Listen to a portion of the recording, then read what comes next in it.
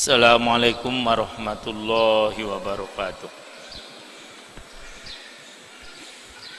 Ayah nabtadi bidu'ai talabil ilmi. Bismillahirrahmanirrahim. Rabbi zidni ilma. Allahumma anfa'ni bima 'allamtani wa 'allimni ma yanfa'uni warzuqni ilma yanfa'uni. Amin. Kita sampai pada ayat yang ke-79.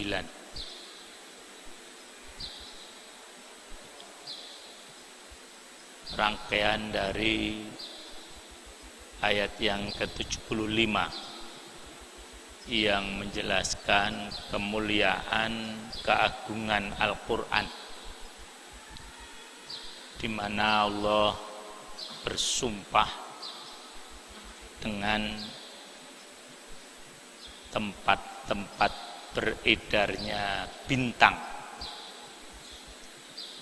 Sebagian ulama menjelaskan bahwasanya tempat-tempat beredarnya bintang di sini adalah tempat turunnya Al-Quran. Sebagaimana kita ketahui bahwasanya Al-Quran turun dengan 3 tahapan.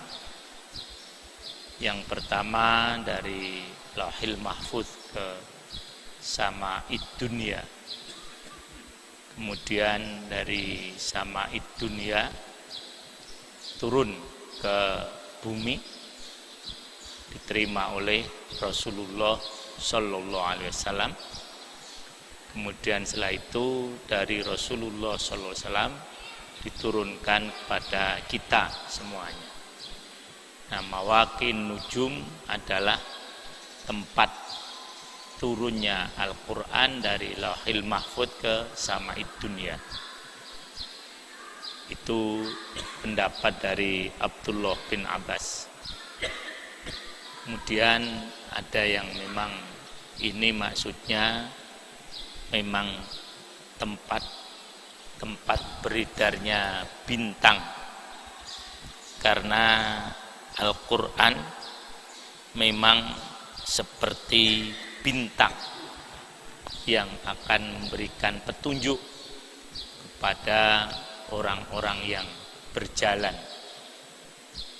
baik itu di padang pasir maupun di lautan. Petunjuknya adalah bintang.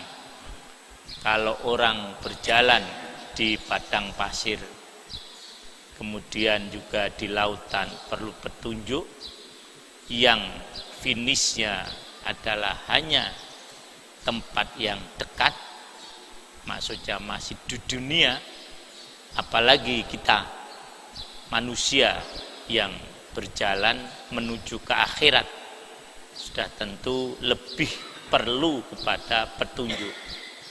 Nah, petunjuknya itu apa? Al-Quran. Al-Quran yang bagaimana? Nah, kemarin disebutkan Quran fi kitabim maknun. Quran di dalam catatan yang terjaga, yang terpelihara. Bagaimana salah satu dari keterpeliharaan Al-Quran? Allah menjelaskan, la yamassuhu illal mutahharun, tidak menyentuhnya kecuali makhluk-makhluk yang disucikan. Nah, sampai sini kemarin ya, itu ini. Pengertian ayat ini memang cukup panjang penjelasannya. Ibnu Katsir menjelaskan hampir 2 halaman kalimat la yamassuhu atau ayat la yamassuhu illal mutahharun ini. Dari yang saya pahami dari penjelasan beliau, pertama tentang pengertian massa. 1. Kemudian yang kedua tentang pengertian dhamir hu. Kemudian tentang mutahharun, yaitu makhluk yang disucikan. Nah, itu siapa sebetulnya? Pengertian massa ini minimalnya 3. Satu, massa dalam arti yang tidak dapat kita pahami secara realitanya. Bagaimana sentuhan itu? Karena yang menyentuh adalah mutahharun. Mutahharun di sini diartikan malaikat. Jadi ini massa dulu. Jadi bagaimana malaikat menyentuhnya? Hanya Allah yang tahu. Sehingga bisa diartikan mendekati. Tidak mendekati. Hu di sini kita sementara terjemahkan Al-Qur'an kecuali mutahharun yang disucikan. Kemudian pengertian massa yang kedua sebagaimana yang disebutkan oleh Imam Al-Farra, la yajidu ta'mahu wa naf'ahu illa man amana bihi. Tidak akan mendapatkan rasanya dan manfaatnya Quran kecuali orang yang beriman. Ini berarti kiasan. Massa di situ merasakan. Tidak dapat merasakan nikmatnya Quran, tidak dapat merasakan isinya Quran, tidak dapat merasakan keindahan Quran kecuali yang beriman kepadanya. Ini pengertian massa yang kedua. Nah, massa yang ketiga, massa dalam arti menyentuh, ya seperti ini. Nah, kalau itu diartikan semacam itu, berarti nanti akan berpengaruh dengan pengertian hu dan pengertian mutahharun.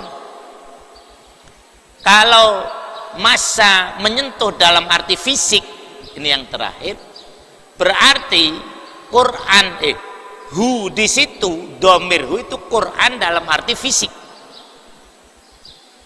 Nah, adapun mutahharun nanti bisa kita jelaskan atau kita bisa ikuti penjelasan para ulama setelah itu. Jadi inilah para ikhwan semuanya tentang pengertian massa. Yang pertama, massa dalam arti sentuhan malaikat. Bagaimana bentuknya, wallahu a'lam. Kemudian yang kedua, massa dalam arti kiasan, majaz, merasakan berarti. Kemudian massa dalam arti menyentuh fisik. Ini 3 pengertian massa. Ketiga-tiganya dapat dipahami. Artinya bisa dibenarkan. Kita tidak perlu saling salah menyalahkan. Kemudian hu di sini. Nah, sebagian ulama menjelaskan bahwasanya yang dimaksudkan dengan tidak dapat menyentuhnya, Ibnu Jarir meriwayatkan dari Ibnu Abbas, qala al-kitabul ladzi fis samai, yaitu kitab yang ada di langit. Bukan kitab Quran ini, bukan. Sehingga kemudian berpengaruh dengan pengertian mutahharun. Kalau itu langit, kalau itu Quran yang ada di langit, berarti mutahharun di sini bukan kita manusia, tetapi malaikat. Nah, itu. Jadi itulah para ikhwan semuanya pengertian hu yang pertama. Ya. Ya. Ya. Ya. Ah. Ah. Ah. Ya. Ya itu tadi, artinya kita tinggal milih yang mana, gitu loh.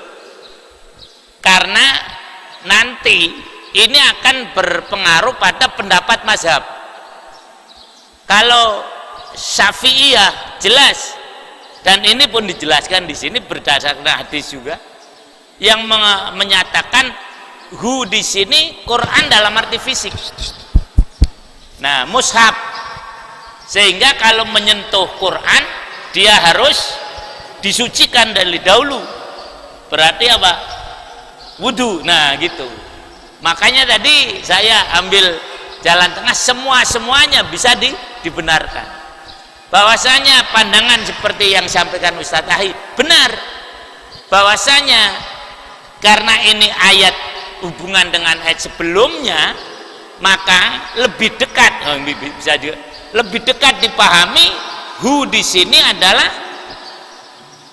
Quran yang ada di Lauhil Mahfuz, sehingga mutahharun di sini bukan kita dalam arti yang disucikan manusia, bukan, tetapi adalah malaikat.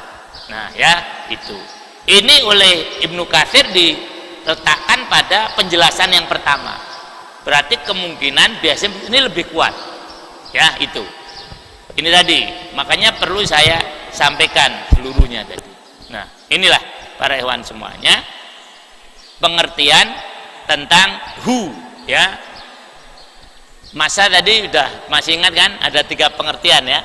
Kemudian kalau hu-nya, domir hu-nya ada 2, yaitu Quran yang kitab yang ada di Lauhil Mahfuz. Nah, kemudian yang kedua mushaf Quran yang sekarang di tangan para ikhwan semuanya. Nah, apabila dihubungkan dengan yang sebelumnya, maka yang lebih dekat kepada yang lebih pas, artinya lebih benar apa yang disampaikan oleh Ustadz Ahi tadi, karena memang ini rangkaiannya dari fi kitabim maknun, begitu ya. Nah, terus sekarang pengertian mutahharun apa? Beberapa hadis ya, di dalam beberapa hadis dijelaskan bahwasanya kita tidak boleh membawa mushaf di tempat musuh, misalnya semacam itu. Jangan sampai Quran itu dirampas oleh orang-orang yang tidak Islam, itu berdasarkan hadis ya. Itu. Walaupun kemudian dijelaskan oleh Ibnu Katsir juga, hadis-hadis tentang Quran dalam arti fisik itu adalah makol, artinya, atau nazar, artinya diperbincangkan atau masih perlu ada pemikiran. Jadi yang menjelaskan bahwasanya hu di sini dalam arti fisik adalah hadis ya, yang hadisnya itu nazar semacam itu. Nah, demikian. Kemudian mutahharun tadi pertama adalah malaikat. Jadi tidak menyentuh mushaf yang ada di Lauhil Mahfuz kecuali makhluk yang disucikan, yaitu siapa? Malaikat. Maka dari itu di sini ada penjelasan begini dari Ibnu Abbas juga, bahwasanya yang disebutkan dari Ibnu Jarir, dari Qatadah maksud kami, la yamassu ilal mutahharun, qala la yamassuhu indallah illal mutahharun wa amma fid dunya fa innahu yamussuhul majusu an-najisu wal munafiku ar-rijsu. Yang artinya Ibnu Jarir meriwayatkan dari Qatadah la yamassu ilal mutahharun, Qatadah berkata tidak menyentuhnya Quran yang ada di sisi Allah kecuali makhluk yang disucikan, yaitu malaikat. Fa'amma fid dunya, nah di sini ada penjelasan ini.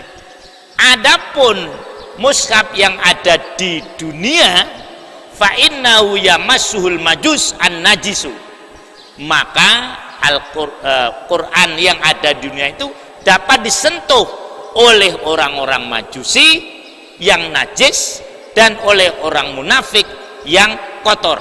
Nah, jadi ini berdasarkan hadis yang tadi saya sampaikan. Itu hadis tentang tidak boleh menyentuh Quran kecuali yang suci, itu ada di dalam Bulughul Maram, ya ini, dan beberapa kitab yang lain. Demikian para ikhwan semuanya. Jadi pertama, mutahharun adalah malaikat. Yang kedua, mutahharun di sini orang yang suci hatinya. Ya, itu. Jadi kalau suci hatinya berarti masa di sini ikut masa yang arti kiasan tadi. Itu yang kedua. Kemudian yang ketiga adalah suci dari keislaman. Berarti kalau dia Islam, walaupun dia itu hadas, maka dia tidak suci. Islam kan, dia tidak suci, boleh menyentuh apa? Mushaf tadi.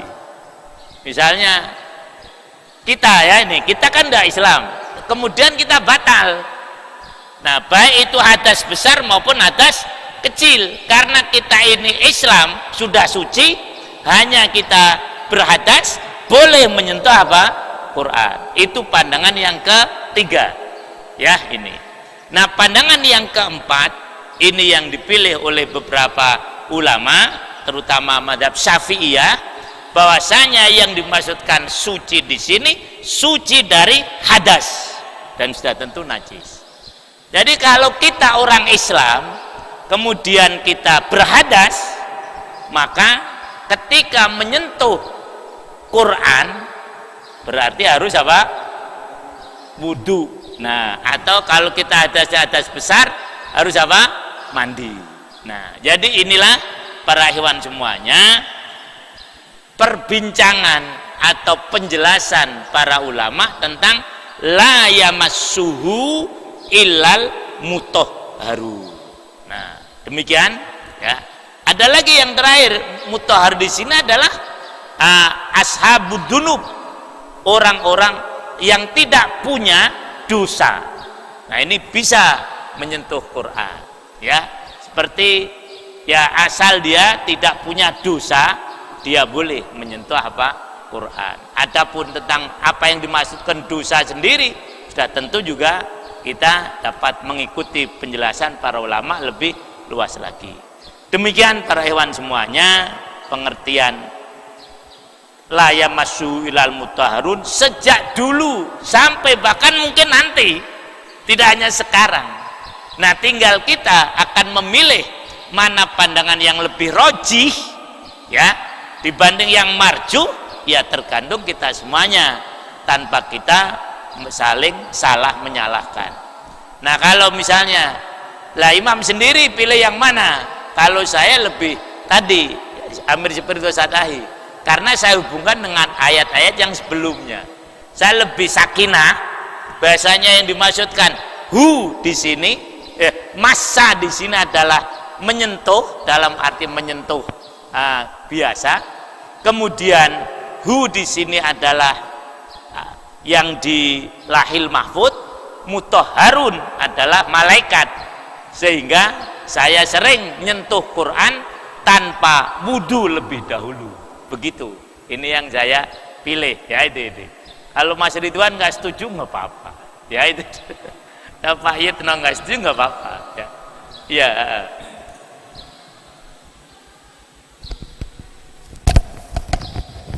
Ini kaitannya dengan ini kan kita juga harus beri wawasan pada para ikhwan supaya bisa memberikan penjelasan yang komprehensif gitu ya kepada yang lain. Termasuk tadi kalau dikatakan yang dimaksud adalah bersih dari keislaman, artinya orang-orang non muslim ya. Yang dimaksud adalah kalau yang muslim al-mutahharun diartikan pada akidah, toh Rasulullah SAW menulis surat pakai bismillah ya kepada orang-orang non muslim, kepada orang kafir. Demikian pula Nabi Sulaiman kepada Ratu Bilqis juga pakai bismillah, padahal mereka sedang kafir. Ini menunjukkan bahwa ya Imam bilang tadi kurang kuat lah gitu dasarnya kalau dijadikan itu. Nah, maka yang tetap yang paling kuat memang yang susah dibantah itu yang pertama tadi. Yang pertama. Bahwa la yamsul mutahharun itu yang dimaksud adalah kitab di Lauhul Mahfuz dan mutahharun itulah para malaikat. Iya. Demikian. Jazakallah. Ya itu. Tapi waktu dulu saya di pesantren ya saya kalau karena memang pesantren Indonesia kan rata-rata Syafi'iyah. Ya dan sampai sekarang itu bahasanya kalau menyentuh Quran ya harus apa? Wudu. Nah ya. dari situ saya kalau kita lihat di belakang itu ada apa? Bahwa menyentuh Quran dengan berwudu, menyentuh Quran bagi orang muslim itu sifatnya afdholiyah. Nah gitu. Akhirnya diambil jalan tengah semacam itu. Kalau dibanding-banding ya tetap secara lebih baik apa namanya berwudu. Begitu para ikhwan semuanya ya. Nah, selanjutnya para ikhwan semuanya kita baca sampai dengan ayat yang ke-82. A'udzu billahi minasy syaithanir rajim. Ayo.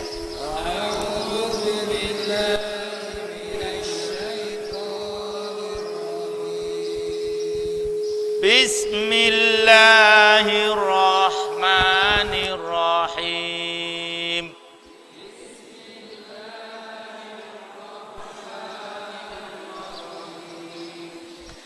Tanzilum mir rabbil alamin.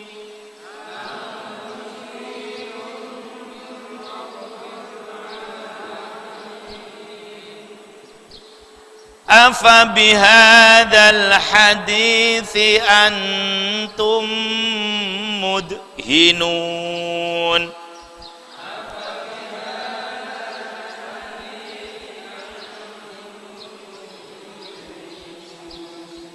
Wa taj'aluna rizqakum annakum tukadzibun.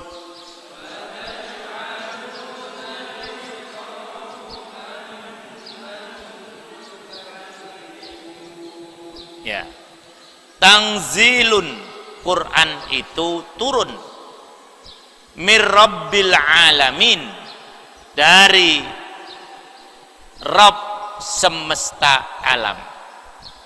Jadi untuk menjelaskan seperti yang kemarin saya sebutkan, karena orang kafir menganggap za'amat kufar Quraisy anna hadal Quran tanazzalat bihi syayatin.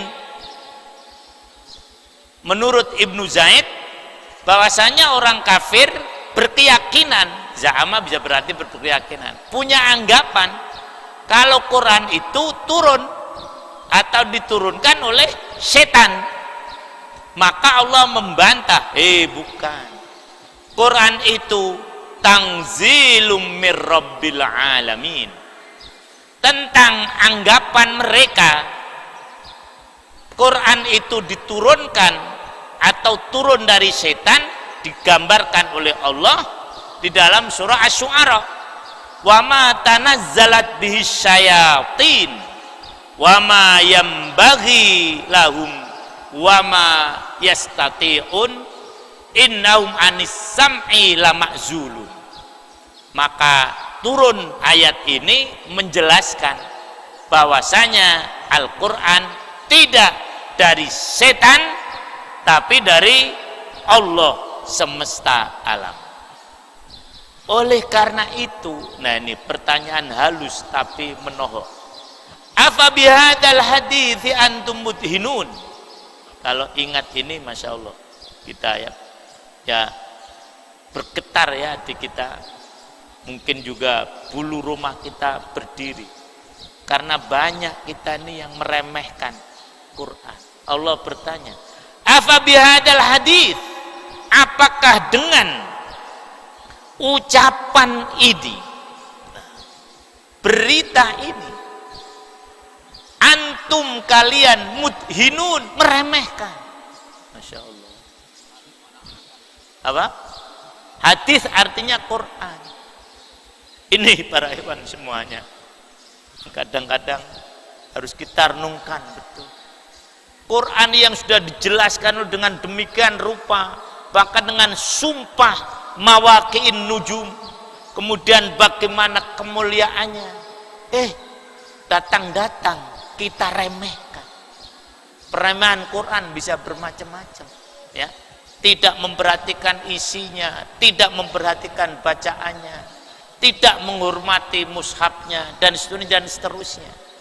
Nah, jadi inilah para ikhwan semuanya, satu peringatan yang sangat mendalam dari Allah Subhanahu wa taala. Afa bihadzal hadithi antum mudhinun? Apakah dengan berita ini, artinya Al-Qur'an, antum mudhinun, kalian meremehkannya. Turiduna tumali'uhum fihi wa tarkanu ilaihi. Kamu tidak perhatikan Al-Qur'an itu. Nah, para ikhwan, kemudian kita makin memperhatikan Quran. Dunia carut marut semacam ini karena antum mudhinun, karena kalian meremehkan Al-Quran. Hampir dalam segala aspek kehidupan kita remehkan. Nah, maka ya Masya Allah, yang terjadi semacam ini. Nah, selanjutnya nih, ayat ini perlu juga perenungan yang ke-82. Wa taj'aluna rizqakum annakum tukadzibun. Wa taj'aluna, dan kalian menjadikan rizki yang kamu terima. Ini terjemah Al-Quran Departemen Agama membantu pemahaman kita. Wa taj'aluna rizqakum, dan kalian menjadikan rizki kalian annakum tukadzibun, bahwasanya kalian mendustakannya. Nah, diterjemahkan oleh Departemen Agama untuk lebih memudahkan begini: apakah kamu menjadikan rizki yang kamu terima dari Allah justru untuk mendustakannya? Kira-kira gimana nih Mas Topsi? Apa? Kufur nikmat. Lah, ya itu. Jadi air susu dibalas dengan air tuba. Inilah kebanyakan, termasuk kalau dihubungkan dengan Quran. Quran ini kan disebutkan nikmat juga. Nah, rizki juga kalau dalam arti yang secara umum, kamu dustakan. Banyak rizki-rizki yang datang dari Allah, tetapi kita tidak syukuri, tapi justru kita gunakan untuk mendustakan Allah Subhanahu wa taala. Kita diberi rizki berupa akal, bukan untuk memahami ayat-ayat Allah, tapi justru untuk menentang ayat-ayat Allah. Kita diberi rizki mata oleh Allah, tidak digunakan untuk melihat ayat-ayat Allah, tapi kita gunakan justru untuk melihat hal-hal yang dilarang oleh Allah Subhanahu wa taala. Kita diberi telinga oleh Allah Subhanahu wa taala, tidak kita gunakan untuk mendengarkan ayat-ayat Allah, tapi justru kita mendustakan rizki tadi dengan kita gunakan untuk memaksiati. Kita diberi harta oleh Allah Subhanahu wa taala, justru dengan harta itu kita mendustakan Allah Subhanahu wa taala. Merasa tidak perlu lagi dengan Quran, itu bagian daripada mendustakannya. Nah, kalau soal rizki tadi dia tidak mendustakan, dia akan gunakan rizki tadi untuk infak. Kenapa dia tidak infak? Karena dia mendustakan adanya balasan dari Allah Subhanahu wa taala. Masya Allah, dua ayat yang sangat dahsyat menohok kita semuanya dengan bahasa yang sangat halus. Demikian para ikhwan semuanya, ya. Mudah-mudahan peringatan-peringatan Allah yang makin mendalam ini, yang sangat mendalam ini dapat juga kita pahami dengan sebaik-baiknya. Nah, ayat yang sesudahnya lebih dalam lagi. Jadi terus memang surah Waqiah ini Masya Allah, ya ini. Surah-surah yang lain juga begitu sudah tentu, ya ini. Demikian para hewan semuanya, sudah tentu yang lain pun juga isinya sangat-sangat mendalam dan sangat kita perlukan untuk kehidupan sehari-hari. Mudah-mudahan manfaatnya. Ayanah tatim bi kafaratil majlis.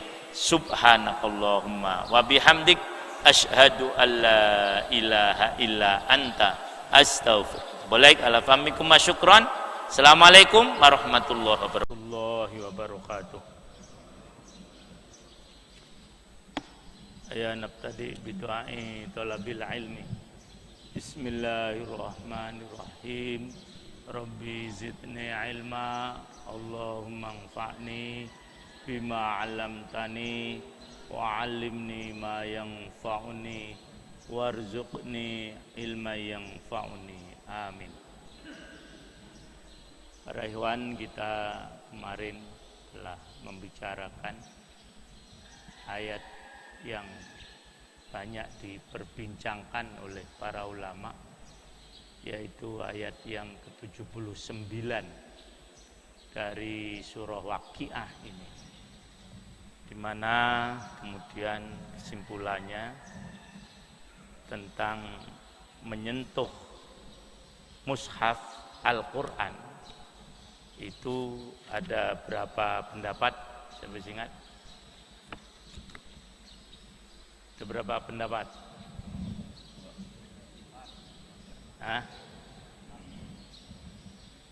Satu, bahwasanya berdasarkan ayat ini, di mana sebagian ulama memahami domir pada kalimat hu itu adalah mushaf Quran ini, ya. Dan kemudian mutahharun itu orang yang suci dari hadas, maka kalau orang menyentuh Quran ini harus wudu, ya. Ini tidak bisa disalahkan. Di samping itu memang ada beberapa hadis yang menguatkan menurut mazhab ini. Misalnya Rasulullah melarang orang Islam membawa mushaf ke lingkungan orang-orang kafir. Ini hadisnya sahih. Nah, kemudian ada lagi hadis la yamassul Quran illa thahirun, tidak boleh menyentuh Quran ini kecuali yang suci. Tapi hadis ini nazar. Hadis ini masih perlu ada pembahasan lagi, ada pandangan. Berdasarkan itu maka mazhab Syafi'i menyatakan menyentuh Quran harus wudu. Yang kedua, pandangan bahwasanya sesuai dengan rangkaian atau hubungan ayat ini dengan ayat yang sebelumnya, bahwasanya yang dimaksudkan la yamassuhu, domir hu di kalimat yamassu ini adalah Quran yang ada di Lauhil Mahfuz. Sementara yang dimaksudkan mutahharun di sini adalah malaikat.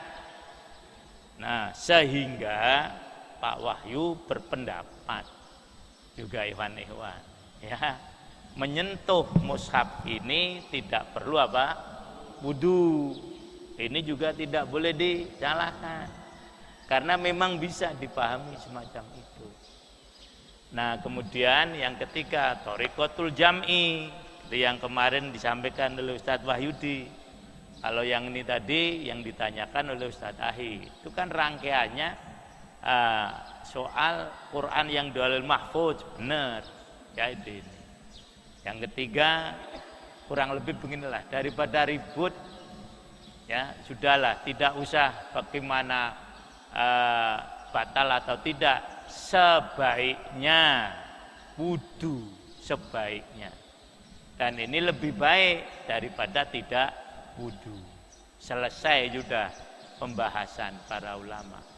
Mau pilih yang mana Pak Heri, silakan. Dan ini kalau dilanjutkan tidak akan selesai. Karena ini masalah-masalah fikhiyah, pemahaman. Kalau para hewan mau milih yang pertama, silakan. Milih yang kedua, jangan menyalahkan pandangan yang pertama. Milih yang kedua, yang ketiga, jangan menyalahkan yang pertama dan yang kedua. Ini semuanya bisa kita ambil dari ayat tadi. Itulah para ulama dalam menghadapi berbagai macam ikhtilaf, dalilnya sama kan? Satu dalil la yamassuhu illal mutahharun, tetapi pemahaman boleh berbeda-beda. Inilah yang menyebabkan hukum dalam Islam itu tidak satu, sebetulnya untuk memberikan keringanan bagi kita semuanya. Kalau tidak ada, mohon maaf, fikih jadi berat. Misalnya Rasul selalu sholat 2 rakaat sebelum subuh. Nah sekarang kalau orang tidak sholat fajar, apa dosa? Hah? Enggak, saya tanya hukumnya kok. Dosa enggak? Enggak, karena dia tidak masuk pada kategori wajib. Hanya ini sunnah. Ada yang katakan sunnah muakkadah. Kalau mau qadha bagus. Nah, tapi kalau yang tidak qadha apa dosa? Nah, misalnya semacam itulah. Rasulullah sallallahu alaihi wasallam selalu membaca surah Sajdah dan Al-Insan pada subuh sholat Jumat. Nah kalau saya membaca kuliah dengan kulhu, apa sholat saya tidak sah atau batal? Tidak. Apa? Selalu, hadisnya bilang gitu, selalu. Pemahamannya selalu di dalam kitab syarah. Itu ini, selalu ya gitu. Nah, apa kemudian kalau saya baca tadi Al-Kafirun dengan Al-Ikhlas, tidak sah sholat saya? Sah. Nah inilah para hewan semuanya. Hanya memang Rasul selalu membaca itu. Bicara fikih itu bicara sah. Kalau bicara makbul bukan pembicaraan apa? Fikih. Misalnya, ini mohon maaf. Ini juga sampai sekarang masih membuat muslimin sebagian agak kurang bisa sakinah. La yaqbalullaha sholata rajulin musbilin. Allah tidak menerima sholatnya orang yang musbil. Musbil, ngerti kan? Apa musbil? Allah tidak menerima sholatnya orang yang musbil.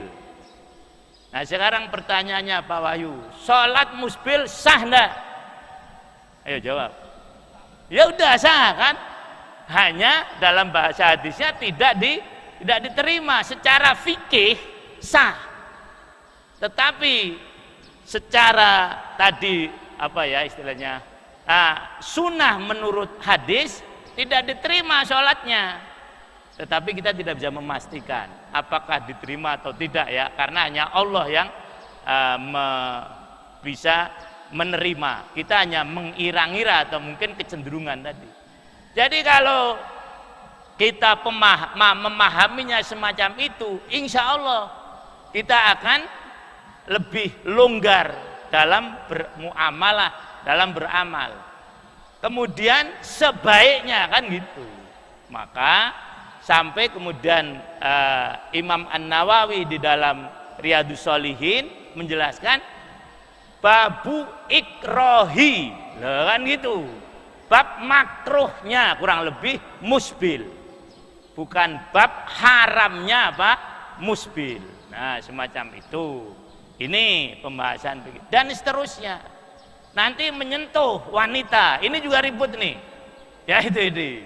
Apakah batal atau tidak? Hadisnya, ayatnya satu. Jadi kalau kita wudu atau kita bersuci, ada kalimat jana, aula mastumun nisa, atau kamu menyentuh wanita. Nah, wanita di sini yang dimaksudkan adalah wanita yang bukan muhrim. Nah, istri muhrim bukan? Bukan. Kalau muhrim ya haram dinikah. Nah, kan mahram lah ya, mahram ya itu. Nah, para ulama dari ayat ini pun memahaminya berbeda-beda. Massa di sini bukan arti menyentuh biasa, bukan. Tetapi kiasan. La masa aula mastumun nisa. Ini kiasan, artinya apa? Junub. Oleh karena itu kalau kita menyentuh istri kita atau wanita lain, tapi ngapain kita nyentuh wanita lain, soal dosa dan lain lagi, itu tidak batal. Dikaitkan dengan hadis Rasulullah mencium sebagian istrinya, itu yang cerita Aisyah. Nah, kemudian ponakannya bertanya, siapa sih yang dimaksudkan dengan sebagian istrinya? Kurang lebih begitu kan? Ya sebetulnya Aisyah sendiri. Kan tidak, ini bahasa kesopanan. Rasul hadisnya Rasul setelah wudu mencium saya, enggak begitu? Mencium sebagian istrinya, kemudian tidak berwudu. Sehingga dari ini orang memahami kalau menyentuh istri tidak membatalkan wudu. Tetapi ada lagi yang menyatakan, yang berpahaman, la masa ini nyentuh biasa. Jadi kalau kita menyentuh istri kita setelah wudu, batal wudu lagi. Lah, satu ayat bisa menimbulkan pemahaman yang berbeda. Nah, sekarang tinggal bagaimana kita mensikapinya sehingga kita bisa lebih tasamuh terhadap sesama umat Islam yang punya pandangan berbeda. Sejak dulu sudah ada. Kalau kita bicarakan selesaikan misalnya dengan tarjih, ya mungkin tarjih kita bisa kita pahami, orang lain tidak perlu ditarjih, wong sudah jelas kok. Nah, semacam itu. Demikian para ikhwan, kita menghadapi ikhtilaf diajarkan oleh para ulama semacam itu. Nah, sudah, sekarang kita tidak bicara masalah hukum. Sekarang kita bicara soal kematian. Lagi ini enggak ada ikhtilaf nih, ya.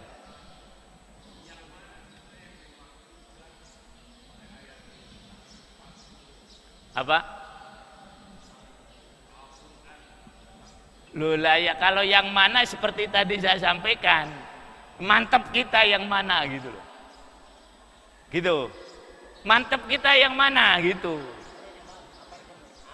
Oh ya. Ya itu tadi saya tadi menyampaikan, ini mushaf kan gitu. Yang dimaksudkan di situ adalah mushaf. Tapi kan Pak Wahyu ini akhirnya kan zaman Rasulullah belum ada mushaf kan begitu. Nah, berarti Pak Wahyu milih pandangan yang tidak harus wudu. Nah, gitu. Silahkan pandangan itu, gitu loh maksudnya. Nah, ya. Mohon maaf Pak Dewa.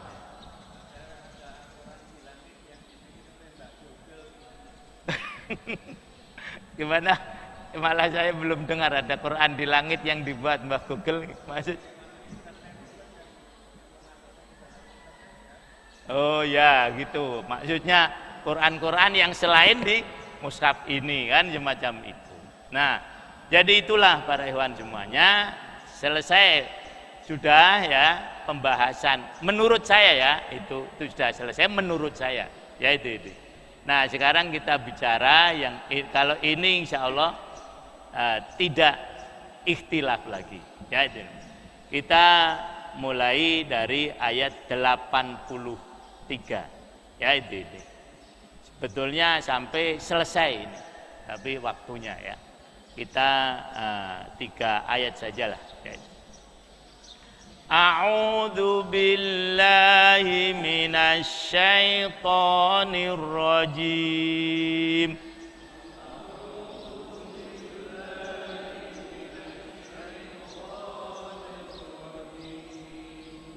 Bismillahirrahmanirrahim.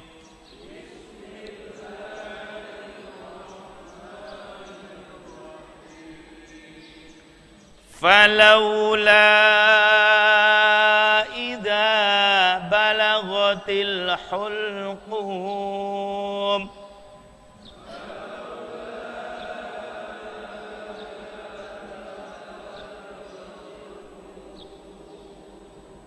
wa antum hina idzin tanzurun.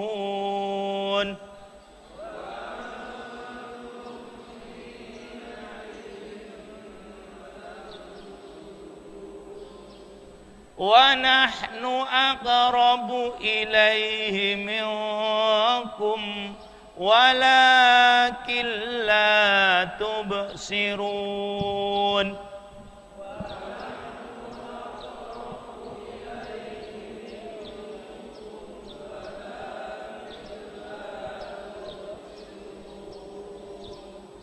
Falawla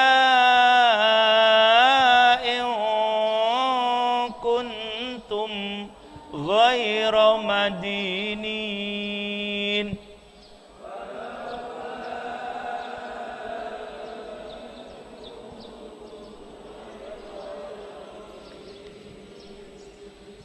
tarji'unaha in kuntum sadiqin.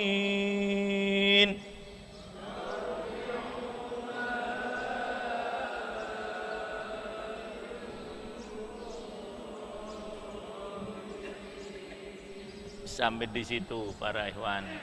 Ayat selanjutnya berbicara lebih dahsyat lagi. Mulai dari ayat yang ke-83.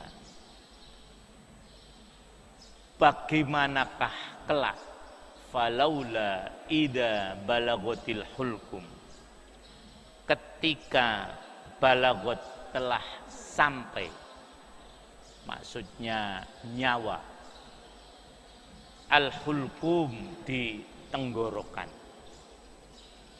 Jadi Ibnu Katsir menjelaskan falaula idza balagot ay ar-ruh, al-hulkum tenggorokan, wadhalika hinal ihtidor kama qala ta'ala, seperti ayat yang sering saya baca, kalla idza balagatit taraqiya wa qila man raq ila akhirih.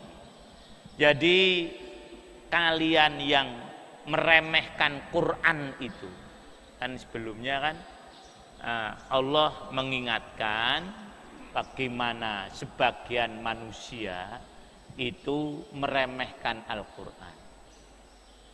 Afa bihadal hadithi antum mudhinun. Dahana itu arti aslinya minyak. Jadi nganggap Quran ini hal yang ringan. Seperti kalau kita meremehkan sesuatu biasanya hanya berminyak air, misalnya gitu. Ini berarti memang tidak serius menghadapinya. Dan kemudian yang kamu jadikan rizki Allah sebagai alat untuk mendustakan.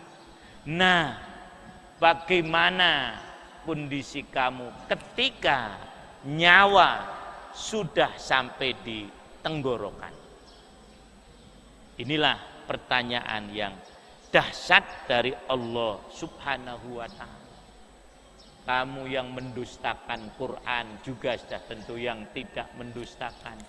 Bagaimana kondisimu ketika nyawa waktu ihtidhar, waktu sakaratil maut. Ketika itu tinggal sejenak, kamu akan tinggalkan dunia dan menghadap Allah. Wa antum hina idin tangzurun, dan kalian pada waktu itu tangzurun, melihat atau memperhatikan. Nah, siapa yang dimaksudkan dengan antum di sini? Apakah orang-orang yang tadi nyawanya sudah sampai di tenggorokan, atau orang-orang yang ada di sekitar orang tersebut? Nah, ini di sini memang ada penjelasan. Wa antum hina idin tangduru ai ilal muhtadhari wa ma yukabituhu min sakaratil maut. Artinya kalian melihat kepada orang yang akan meninggal dunia, bagaimana dia menghadapi kesulitan sakaratil maut. Jadi yang dimaksudkan di sini apa? Orang yang mau mati atau orang yang melihatnya, yang nungguin? Siapa? Nih, karena di sini badangannya nih. Ada yang mengatakan hatta idza balaghatil hulqum wa antum hina idin tangzurun, dan kalian melihat apa yang nanti ada di akhirat, satu, atau kamu melihat yang kamu nunggui orang yang akan meninggal tadi. Apa? Nah, kan begitu. Ada yang berpandangan yang mau mati, kan gitu. Tapi ada juga yang berpandangan, bahkan ini mayoritas ahli tafsir menyatakan yang nunggui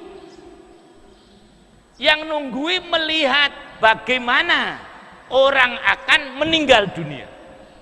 Loh, karena ini peringatan bagi kita semuanya. Bisa dipahami? Jadi bisa seperti tadi pemahaman Pak Adab tadi, dan itu memang ada sebagian itu. Ketika kita akan meninggal dunia, sudah terlihat apa yang akan kita dapati nanti di akhirat. Wa antum hina idin tangzurun. Tetapi Ibnu Katsir menjelaskan bahwasanya yang dimaksudkan di sini adalah kamu melihat kepada muhtadhar, kamu melihat kepada orang yang akan meninggal dunia, bagaimana dia menghadapi kesulitan sakaratil maut. Pernah nggak nunggui orang-orang begitu? Nah, itu peringatan. Inilah para ikhwan semuanya tentang pengertian wa antum hina idin tangdurun, dan engkau wahai orang yang nunggui atau yang melihat, bapak, suami, istri. Nah, lihat bagaimana tuh orang yang akan meninggal dunia. Nah, semacam itu. Nah, kemudian Allah melanjutkan lagi, falaula in kuntum ghairu madinin. Falaula, betapa tidak jika kamu tidak dikuasai melihat semacam itu, melihat orang yang akan meninggal tadi, kita akan berpikir memang manusia tidak punya daya apa-apa. Kalau memang kamu tidak dikuasai oleh Allah, mestinya, loh, apa mestinya? Mestinya pada ayat yang ke-87, tarji'unaha in kuntum shodiqin. Kamu kembalikan dia jika kamu benar. Setiap orang yang menunggui orang yang akan meninggal dunia, rata-rata keinginannya orang ini cepat mati atau hidup lagi. Tetap hidup kan? kalau memang kamu berkuasa, kembalikan nyawa orang tadi. Tarji'unaha in kuntum shodiqin. Kamu akan mengembalikan nyawa tadi kalau memang kamu berkuasa. Ternyata tidak bisa. Nah, jadi inilah para ikhwan semuanya menunjukkan bahwasanya memang manusia ini menguasai dirinya tidak bisa. Ketika akan meninggal dunia tadi puncaknya, famaknahu fahala tarji'una hadan nafsi allati qad balaghatil hulqum ila makanihal awal wa maqarraha minal jasadi in kuntum ghairu madinin.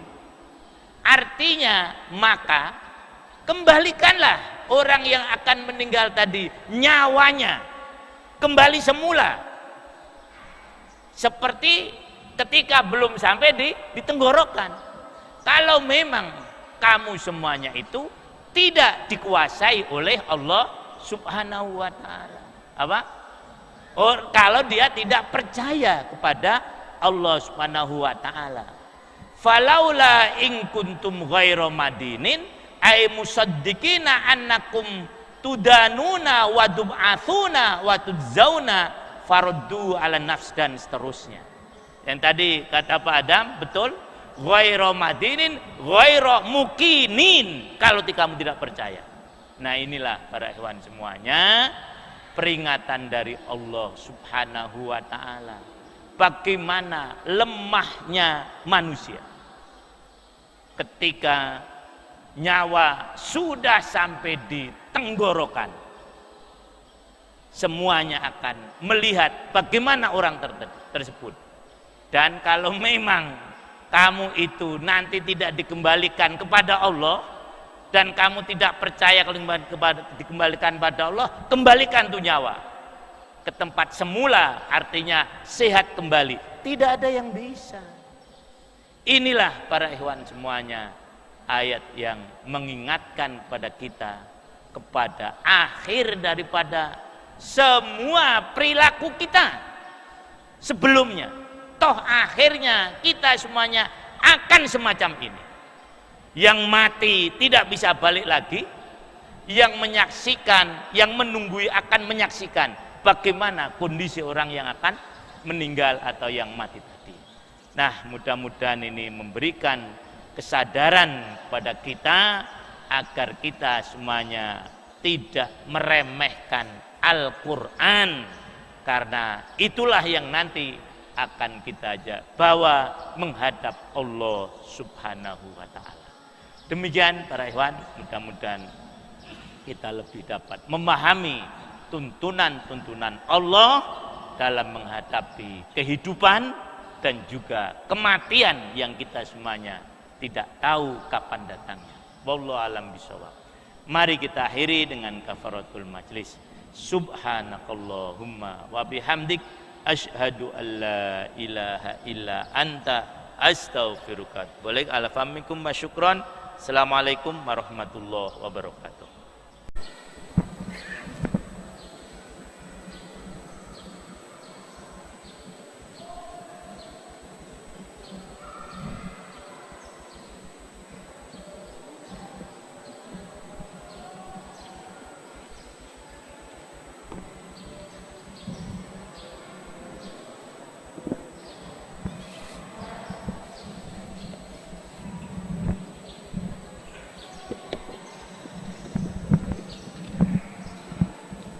Assalamualaikum warahmatullahi wabarakatuh.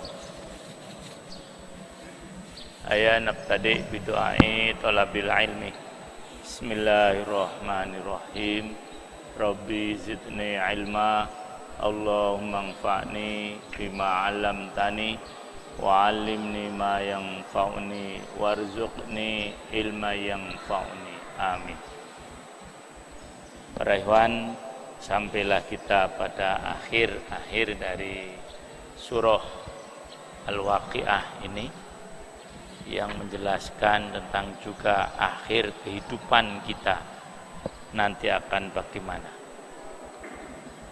Kemarin sudah kita coba pahami ayat yang ke-83 sampai dengan 87,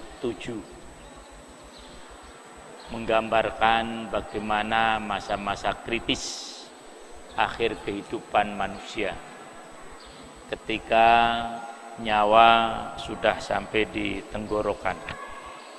Hatta idza balaghatil hulqum wa antum hina idin tangdurun, dan kita, antum ini namanya kita, waktu itu semuanya melihat bagaimana orang yang akan keluar nyawanya, bagaimana menderitanya orang-orang yang muhtadhar, orang-orang yang sedang menghadapi sakaratul maut. Dalam beberapa hadis memang disebutkan ya bagaimana penderitaan mereka, dan juga pada ayat-ayat yang lain Allah juga menjelaskan bagaimana ketika nyawa sudah sampai di tenggorokan. Pada surah Al-Qiyamah Allah menggambarkan bagaimana ketika nyawa sudah sampai tenggorokan. Nah, kemudian orang tadi sudah yakin betul akan berpisah, maka ketika itu dua betis akan bertemu, merasakan bagaimana sakitnya nyawa yang akan keluar. Pada saat itu Allah membuktikan kekuasaannya sebagaimana disebutkan pada ayat yang ke-86.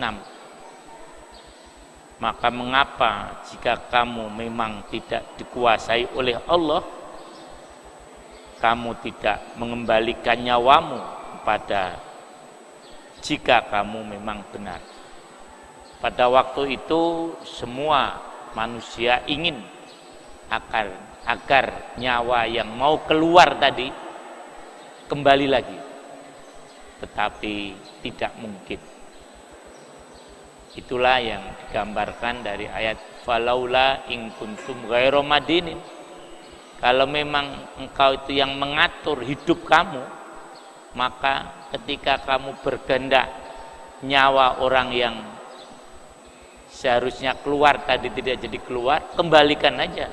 Tarji'unaha in kuntum shodiqin, jika kalian memang benar. Nah, selanjutnya ayat yang ke-88 sampai akhir. Mari kita baca. A'udzu billahi minasy syaithanir rajim.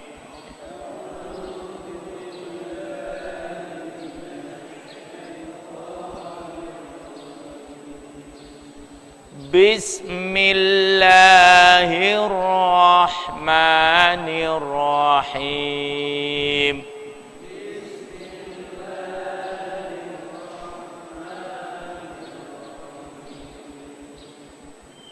Fa'amma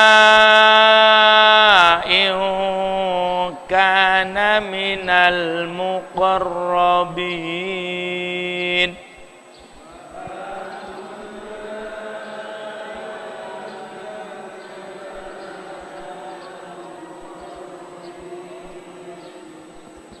farauhu wa raihanu wa jannatu na'im.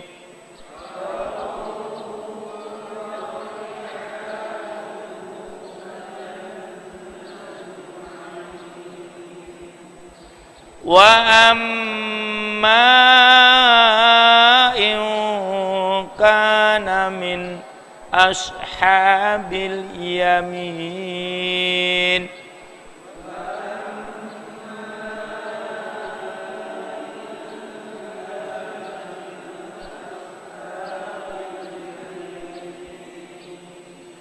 Fasalamun laka min ashabil yamin.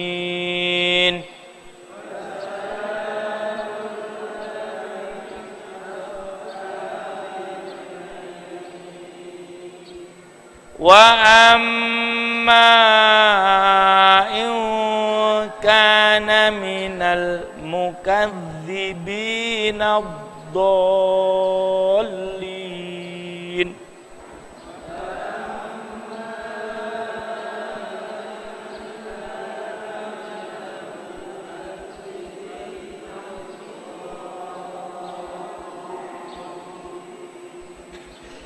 Fanuzulum min hamim.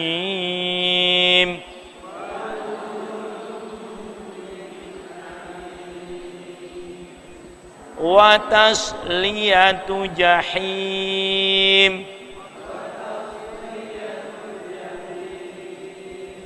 Inna hadha lahuwa haqqul yaqin.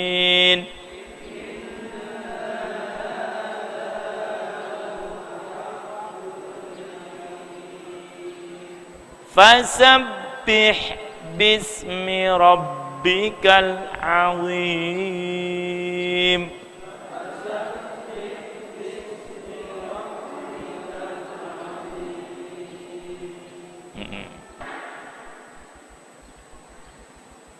Fa amma in kana minal muqarrabin, maka apabila dia termasuk orang-orang yang didekatkan kepada Allah, faruhu wa raihan, maka dia akan memperoleh ketenangan dan ketenteraman. Rauh, raihan. Jadi rauh artinya rohah, rohan artinya mustarohah. Maka saya terjemahkan ketenangan dan ketentraman. Bisa juga kesenangan dan ketentraman. Dan rizki juga bisa ketenangan dan ketentraman, atau ketentraman dan rizki, serta wa jannatu na'im, surga yang penuh kenikmatan.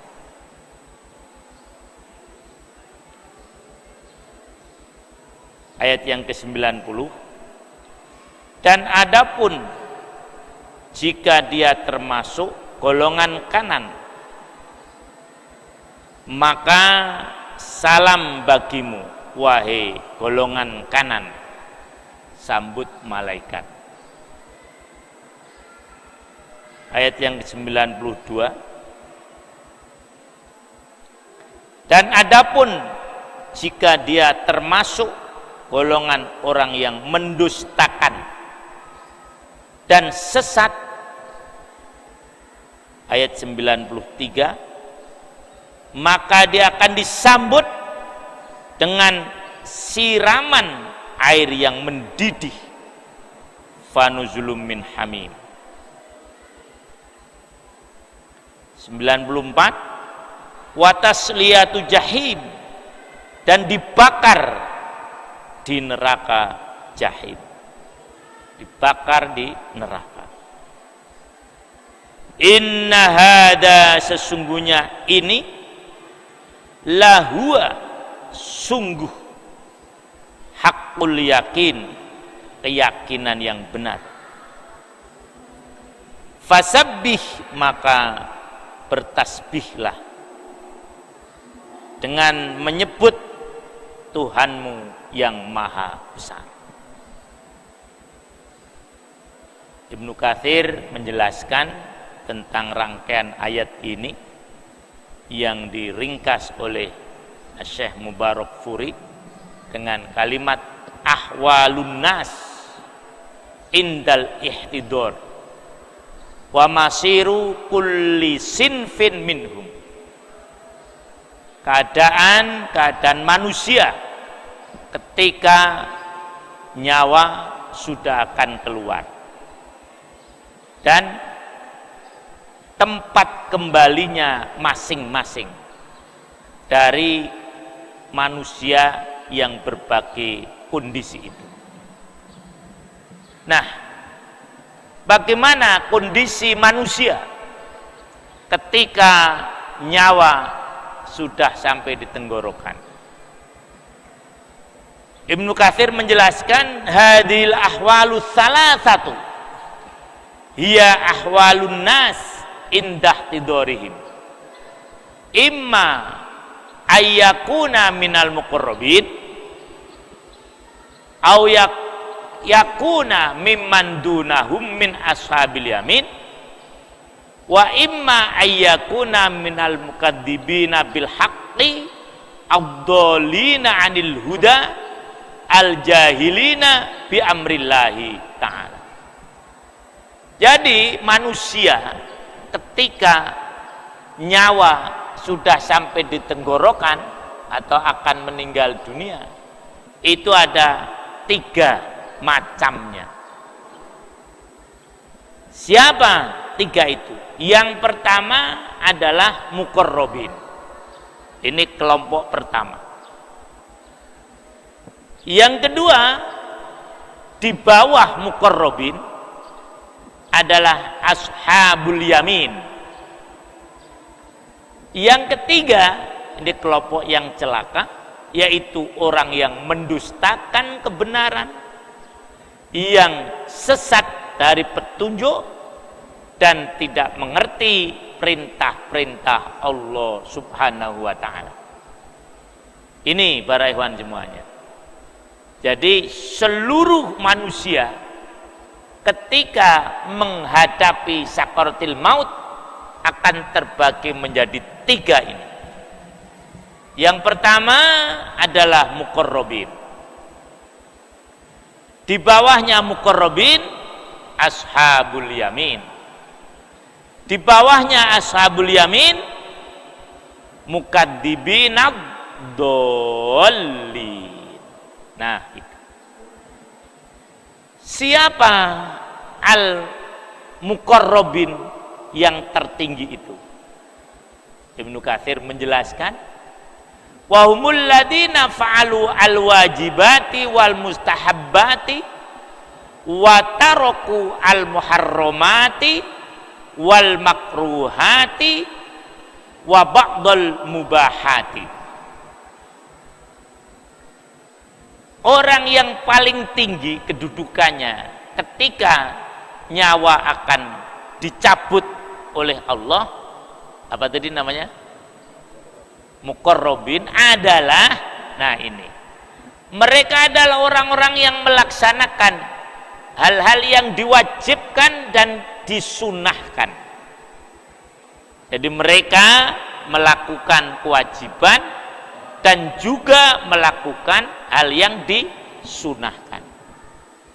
Salat subuh dilakukan, qabliyah subuh yang 2 rakaat juga dilakukan.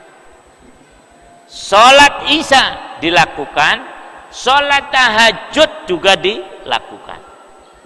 Kurang lebih semacam itu. Zakat dilaksanakan, infak juga dilaksanakan. Inilah kelompok-kelompok orang-orang yang muqarrabin. Dan mereka meninggalkan hal-hal yang diharamkan dan hal-hal yang dimakruhkan, dibenci, dan sebagian hal-hal yang mubah yang membawa kepada hal yang tidak baik. Misalnya mereka tidak minum khamar, itu jelas muharramat. Yang kedua, yang mudah saja, yang makruh, yang semuanya kayaknya sepakat itu makruh. Apa? Merokok ya. Kalau tidak diambil pada yang haram ya, itu. Dia meninggalkan rokok, di samping tidak minum khamar, dia juga tidak minum rokok. Kan gitu istilahnya, minum rokok ya, menghisap. Nah, kemudian dia meninggalkan hal-hal yang sebetulnya boleh, tetapi nanti akan mengakibatkan kepada hal yang makruh, kemudian bahkan yang haram dia tinggalkan. Makan misalnya memang boleh, ya itu. Tapi kalau nanti makan menyebabkan kepada hal yang makruh, dia tinggalkan. Berpakaian boleh sebaik-baiknya, tapi nanti kalau menyebabkan dia sombong atau dia lalai pada Allah, udahlah, tinggalkan. Rumah bagus boleh nggak? Boleh. Tapi nanti kalau rumah bagus menyebabkan dia ketidur kesiangan, misalnya kan gitu, ya udahlah, rumah biasa-biasa sajalah. Nah, itulah kelompok yang muqarrabun, ya. Orang yang begini ini akan mendapatkan 3 hal. Pertama, rauhun. Yang kedua, raihan. Yang ketiga, jannatun na'im. Nah, itu. Tadi saya sampaikan, rauh berarti ketentraman. Jadi pada waktu dicabut nyawanya, dia tentram. Apa? Ya pasrah bolehlah. Kemudian rauhan, tenang. Ya itu. Begitu nyawanya dicabut, oleh Allah diberikan jannatun na'im. Ay falahum rauhun wa raihan tubashshiruhumul malaikatu bidzalika indal maut. Bagaimana hadis yang oleh Ibnu Katsir telah disebutkan, anna malaikatar rahmati taqul ayyatuhar ruh at-thayyibah fil jasadit thayyib kunti ta'murinahu ukhruji ila ruhin wa raihan wa rabbi ghairi ghadban. Ketika nyawa akan keluar, maka malaikat rahmat datang dengan mengucapkan kalimat yang menyenangkan, wahai nyawa yang baik. Nah, yaitu keluarlah dari tubuh yang baik, kembalilah kepada Allah Subhanahu wa ta'ala yang tidak memurkai engkau. Nah, inilah harapan kita, ya, mudah-mudahan kita masuk dalam kelompok muqarrabin, ya. Istirahatlah penuh dengan ketenangan yang nanti kemudian oleh Allah akan dibalas dengan jannatun na'im, ya. Nah, kemudian yang kedua, ashabul yamin. Ini yang di bawah orang-orang yang tadi disebutkan, yang melakukan berbagai macam kebaikan secara maksimal. Nah, ashabul yamin, orang-orang yang mereka itu menerima catatan amalnya dengan tangan kanannya. Memang tidak setinggi kedudukannya orang-orang yang muqarrabin tadi. Ya, mungkin yang dilaksanakan kewajiban-kewajiban semata-mata. Sholat, cukuplah sholat 5 waktu. Soal infak, cukuplah dia melaksanakan zakat. Saum, cukuplah dia dengan melaksanakan saum Ramadan. Nah, itulah orang-orang yang ashabul yamin. Ini orang-orang yang berada di bawah kelompok muqarrabin. Orang-orang yang begini ini, nah, akan tetap mendapatkan kebaikan ketika akan meninggal dunia, fasalamul laka min ashabil yamin. Malaikat menyatakan salamun laka ay la ba'sa alaika anta ila salamatin anta min ashabil yamin. Selamat kamu, selamat, ya, itu. Walaupun tidak sampai pada derajat yang tinggi, tapi tidak sampai masuk dalam kelompok yang ketiga. Nah, maka kata malaikat, fasalamul laka min ashabil yamin. Selamatlah engkau, wahai kelompok-kelompok yang kanan. Malaikat pun menyambutnya dengan sambutan yang menyenangkan. Musallamun laka annaka min ashabil yamin. Selamat bagi kamu, kamu itu termasuk ashabul yamin. Ini para ikhwan semuanya, orang-orang yang amalnya berada di bawah orang-orang yang muqarrabin. Semuanya ini merupakan rahmat dari Allah Subhanahu wa taala. Karena kalau dibandingkan amal kita dengan apa yang akan kita peroleh nanti di akhirat, sama sekali tidak sebanding. Sehingga ketika ini dalam sebuah kisah, wallahu alam bisawab, ada di kitab Hilyatul Aulia, ada orang ahli ibadah, dia masuk surga. Ditanya oleh Allah, kurang lebihnya untuk gambaran kita semuanya, kenapa kamu masuk surga? Karena amal saya, ya Allah.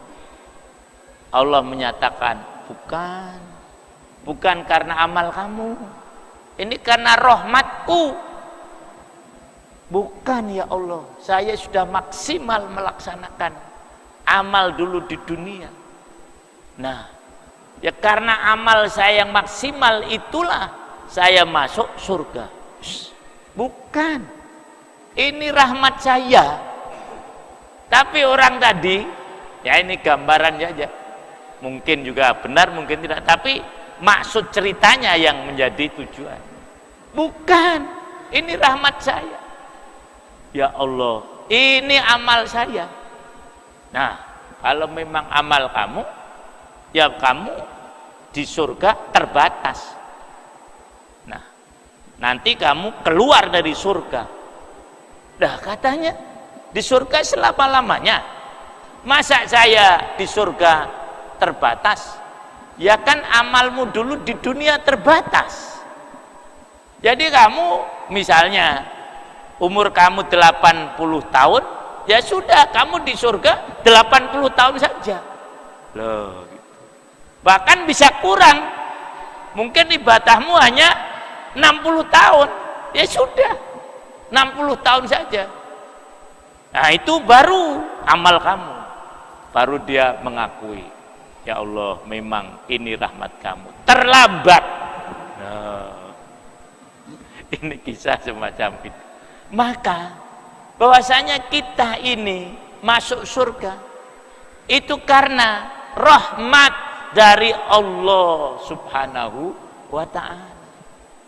Maka jangan mentang-mentang amal kita baik itu merasa karena amal kita masuk, enggak, ya Allah.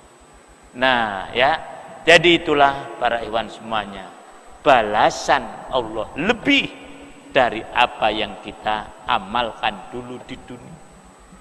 Nah, kelompok yang sengsara, kelompok yang ketiga, lah inilah para ikhwan semuanya, yaitu siapa? Orang-orang yang mukadzibin, yang mendustakan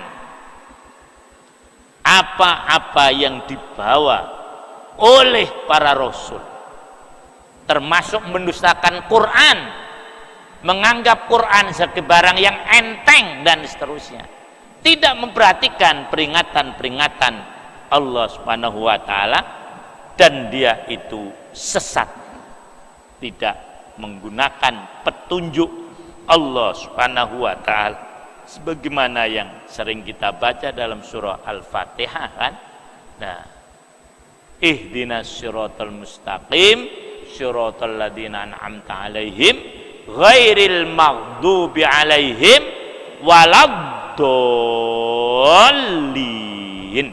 Nah, bukan orang-orang yang tersesat, juga bukan orang-orang yang dimurkai. Ibnu Katsir menjelaskan tentang yang ketiga ini. Al-muhtadhar yang ketiga adalah muhtadhar, orang yang sakaratul maut, minal mukadzibinal haq, mukadzibina bil haqqi ad-dallina 'anil huda, yaitu orang-orang yang mendustakan kebenaran dan tersesat dari petunjuk Allah Subhanahu wa ta'ala. Itulah kelompok yang ketiga. Nah, apa yang akan diterima oleh kelompok yang ketiga ini?